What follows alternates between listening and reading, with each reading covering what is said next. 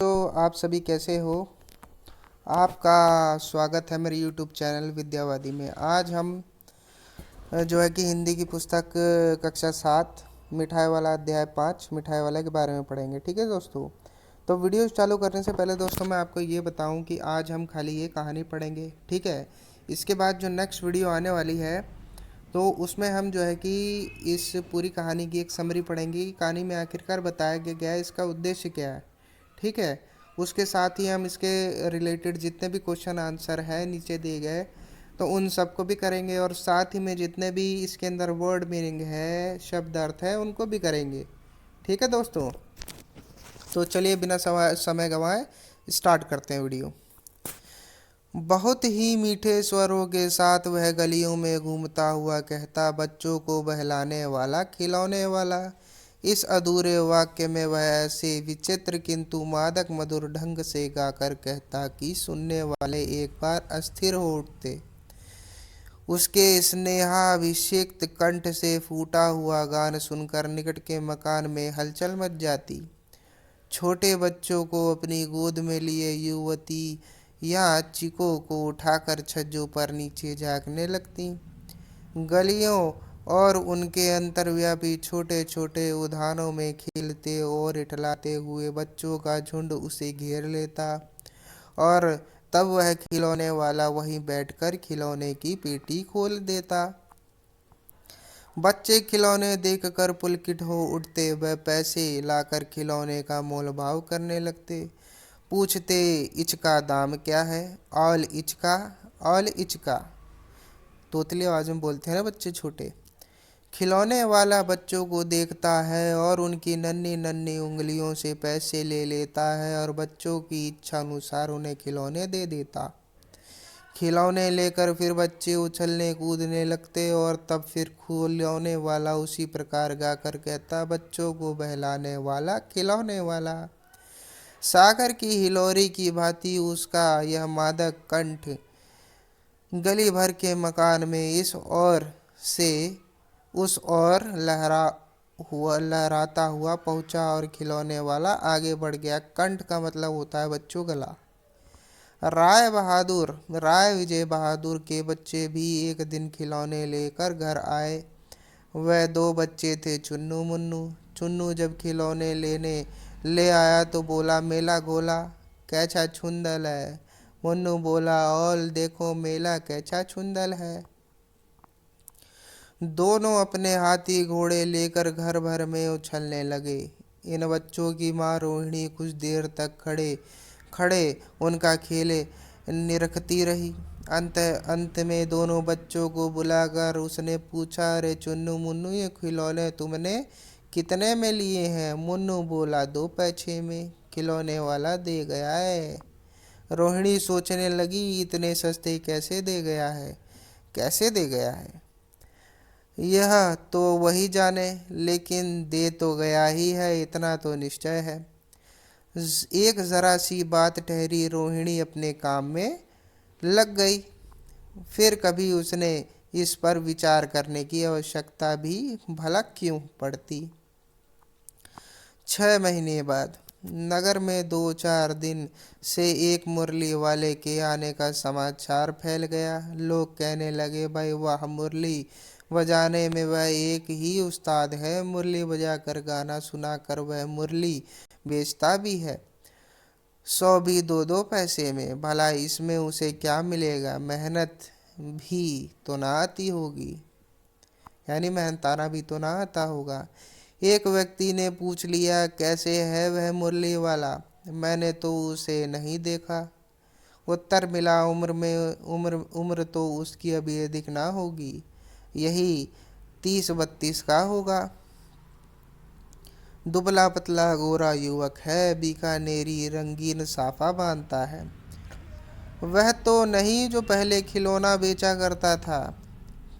क्या वह पहले खिलौने भी बेचा करता था? हाँ, जो आकार प्रकार तुमने बतलाया उसी प्रकार का वह भी था। तो वही होगा, पर भाई है एक पर है वह एक उस्ताद। प्रतिदिन इसी प्रकार उस मुरली वाले की चर्चा होती। प्रतिदिन नगर की प्रत्येक गली में उसका मादक मृदुल स्वर सुनाई पड़ता। बच्चों को बहलाने वाला मुरलिया वाला। रोहिणी ने भी मुरने वाले का यह स्वर सुना। तुरंत ही उसे खिलौने वाले का स्मरण हो आया। उसने मन ही मन कहा, खिलौने वाला भी इसी तरह गाकर खिलौने बेचा करता था। रोहिणी उठकर अपने पति विजय बाबू के पास गई। जरा उस मुरली वाले को बुलाओ तो चुन्नू मुन्नू के लिए ले लूं। क्या पता है या फिर इधर आए ना आए, वह भी जान पड़ता है पार्क में खेलने निकल गए।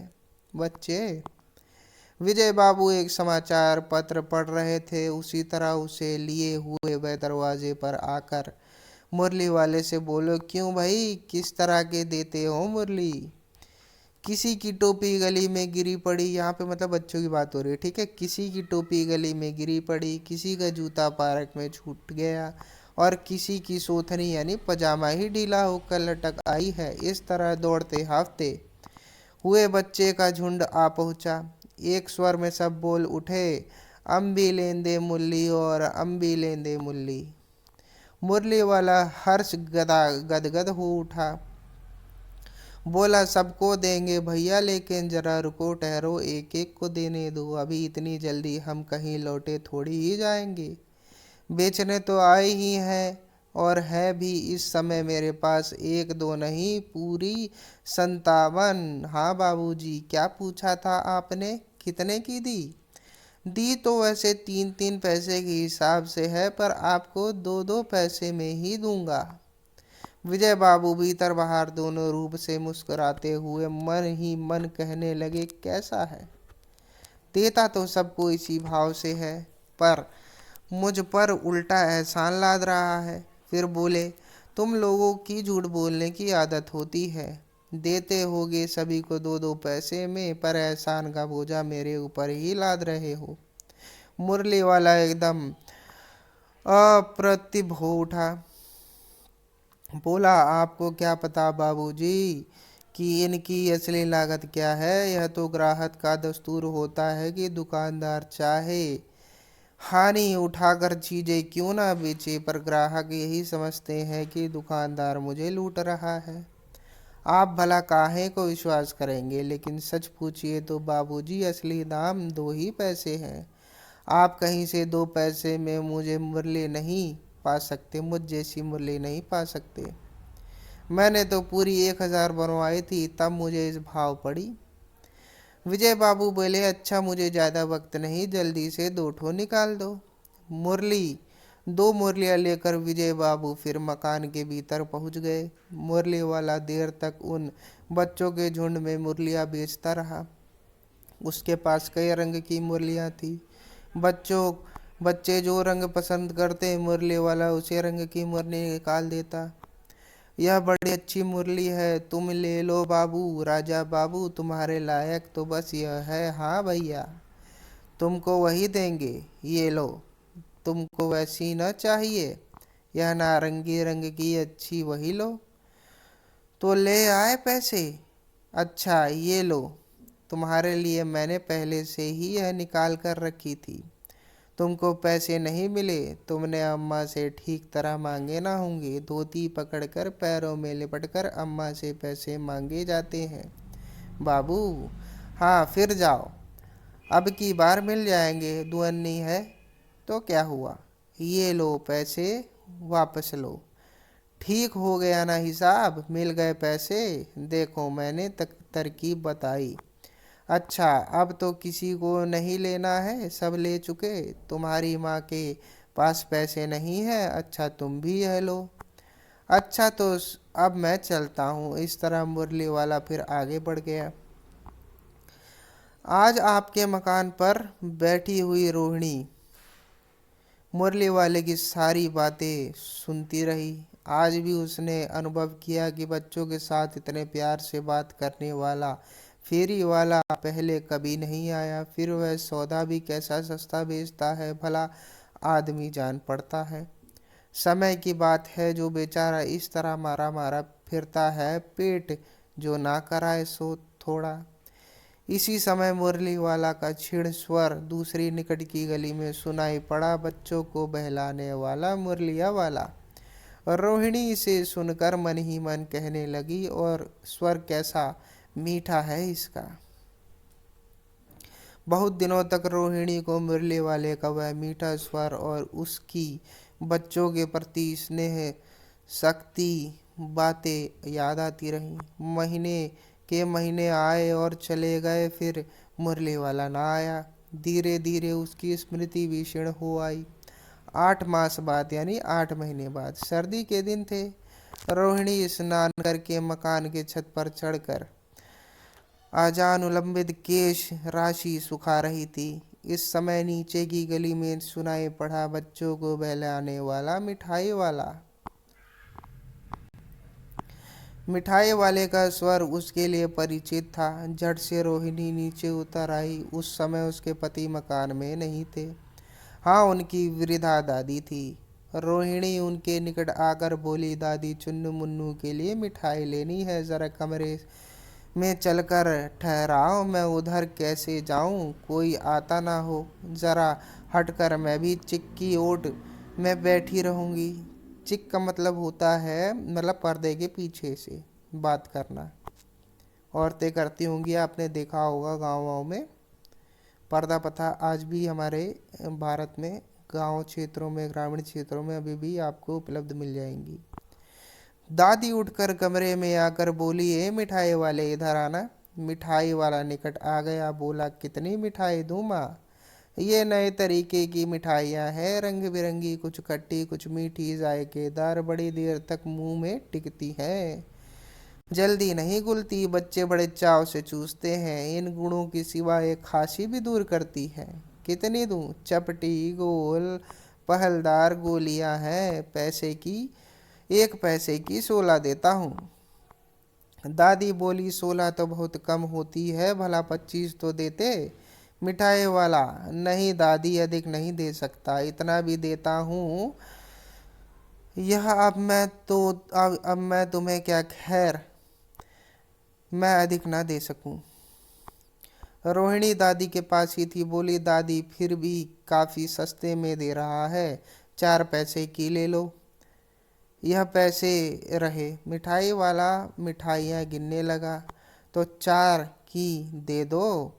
अच्छा, 25 नहीं, सही 20 ही दे दो। अरे हाँ, मैं बूढ़ी हूँ, मोल भाव अब मुझसे ज़्यादा करना आता भी नहीं। कहते हुए दादी के पोपले मुंह से जरा सी मुस्कुराहट फूट निकली।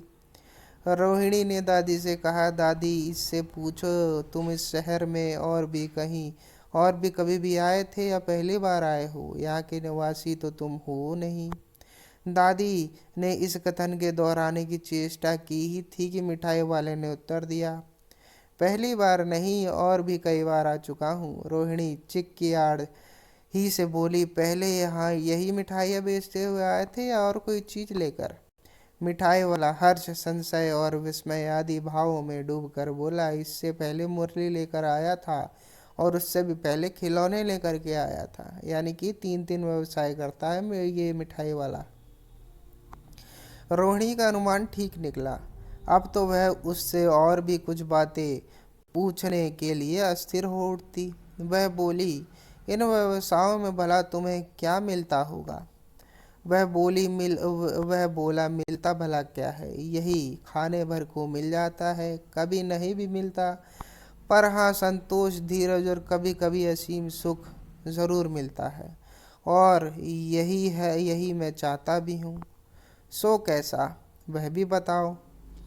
अब व्यर्थ उन बातों की क्यों चर्चा करूं, उन्हें आप जाने ही दे। उन बातों को सुनकर आपको दुख ही होगा। रोहिणी बोली, जब इतना बताया है तब और भी बता दो, मैं उत्सुक हूँ, तुम्हारा हर जाना होगा। मिठाई मैं और भी ले लूंगी। अतिशय गंभीरता के साथ मिठाई वाले ने कहा, मैं भी आपके नगर का एक प्रतिष्ठित आदमी था। मकान, व्यवसाय, गाड़ी घोड़ा, नौकर चाकर सभी कुछ था। स्त्री थी, छोटे छोटे 2 बच्चे भी थे। मेरे वह सोने का संसार, बाहरी संपत्ति का वैभव, भीतरी संसारिक सुख था। स्त्री सुंदर थी मेरी प्राण थी, बच्चे ऐसे सुंदर जैसे सोने के सजीव खिलौने। उनकी अटखेलियों के मारे घर में कोलाहल मचा रहता था। समय की गति विधाता की लीला, अब कोई नहीं है। एक हादसे में वैसा भगवान को प्यारे हो गए, मतलब दादी प्राण निकाले नहीं निकले, इसलिए अपने उन बच्चों की खोज में निकलता हूँ। वह सब अंत में होंगे तो यहीं कहीं, आखिर कहीं ना कहीं जन्मे ही होंगे। उस तरह रहता घुल घुल उस तरह रहता घुल घुल मरता, इस तरह सुख संतोष के साथ मरूंगा। मतलब मुरली वाला कहता है कि उस हादसे के बाद अगर मैं उनकी सोच में अगर एक ही जगह घर में पड़ा रहता तो घुट घुट कर मरता, कम से कम इस तरह संतोष तो मिलता है। आगे बढ़ते हैं। इस तरह के जीवन में कभी कभी अपने उन बच्चों की एक झलक सी मिल जाती है। ऐसा जान पड़ता है जैसे वह इन्हीं में उछल उछल कर हंस खेल रहे हैं। पैसों की कमी थोड़ी ही है, अपनी दया से पैसे तो काफ़ी है आपकी दया से। जो नहीं है इस तरह उसी को पा जाता हूँ। रोहिणी ने अब मिठाई वाले की ओर देखा। उसकी आंखें आंसुओं से तर हैं। इसी समय चुन्नू मुन्नू आ गए। रोहिणी से लिपटकर उसका आंचल पकड़कर बोले, अम्मा मिठाई। तो मिठाई वाला बोला, मुझसे लो। यह कहकर तत्काल कागज की दो पुड़िया मिठाइयों से भरी मिठाई वाले ने चुन्नू मुन्नू को दे दी। रोहिणी ने भीतर से पैसे फेंक दिए।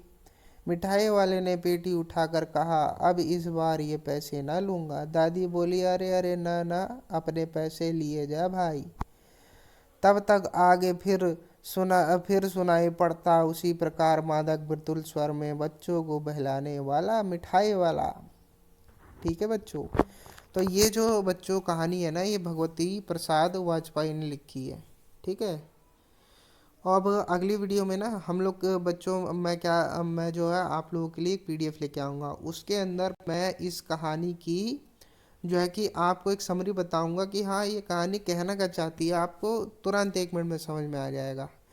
सेकंड, हम क्या करेंगे कि जितने भी इसके उत्तर हैं मैं अपने शब्दों में उन उत्तरों को लिख करके लाऊंगा, पीडीएफ के माध्यम से आपको बताऊंगा, और आपके एग्ज़ाम पॉइंट ऑफ व्यू से आपको काफ़ी मदद करेंगे। और प्लस थर्ड पॉइंट ये है कि हम इसके अंदर जितने भी जो है कि वर्ड मीनिंग शब्दार्थ हैं उनको हम करेंगे पीडीएफ के माध्यम से। ठीक है बच्चों, तो पढ़ते रहिए। जिंदाबाद।